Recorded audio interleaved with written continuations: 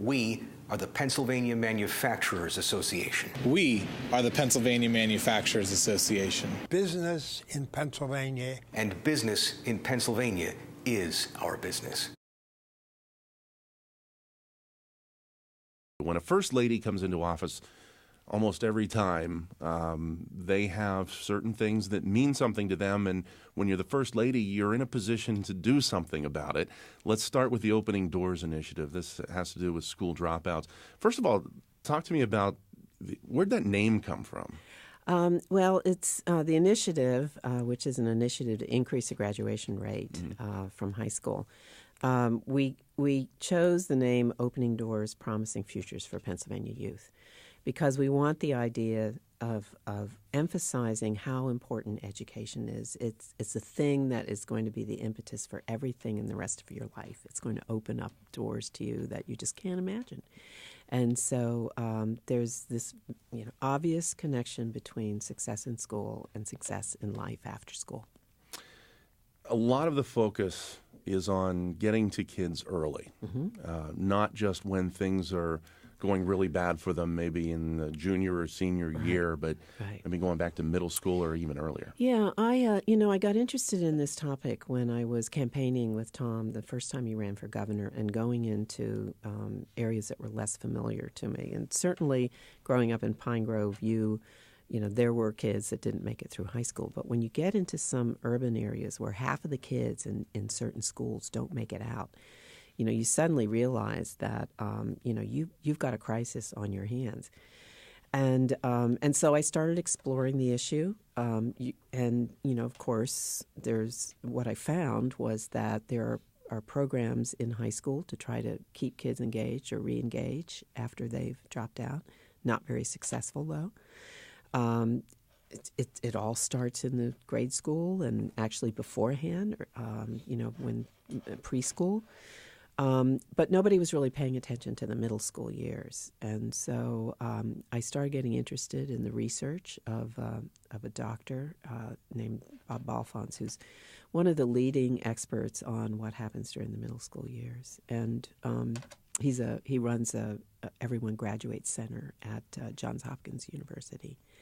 And so, that's how I ended up focusing on the middle school years. His research showed that if you can identify kids who are starting to disengage from school during the middle school years, and you can figure out what's going on, find an appropriate intervention, they have a 70% chance of graduating. But if you do nothing, that drops to 20%. Wow. So you have this big window of opportunity to really change the trajectory of a child's life. We could do an entire show just on this topic alone. So we're going to try to I'm going to try to truncate this down into a couple of questions. We talk about getting to them early, but just aside, once you identify that, what's the key? What's the approach to help a kid who in maybe 6th or 7th grade is headed down the wrong path, maybe a future dropout? Yeah.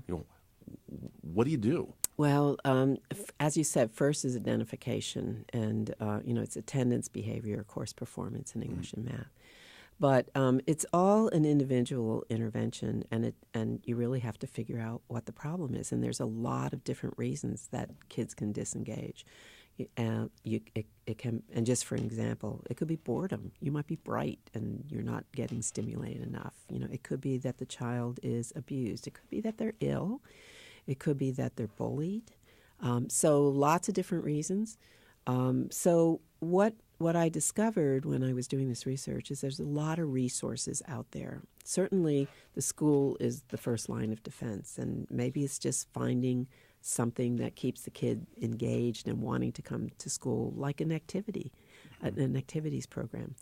But then, if it's a serious issue like abuse, then you need to have some professionals involved.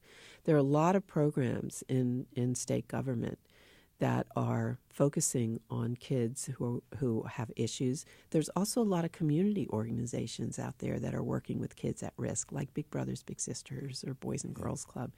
And what I found when we were putting this project together was that there are lots of resources in the community, but they're not necessarily connected to the school. And so this initiative, first of all, and just very briefly, identifies the kids, the teachers and administrators. They're the ones who are working with the children, maybe the guidance counselor, have to look at that child once they're flagged and figure out what is it that's causing this issue. And then we'll have this intervention catalog. Every county we're going through and listing what are the resources out in the county that child can use.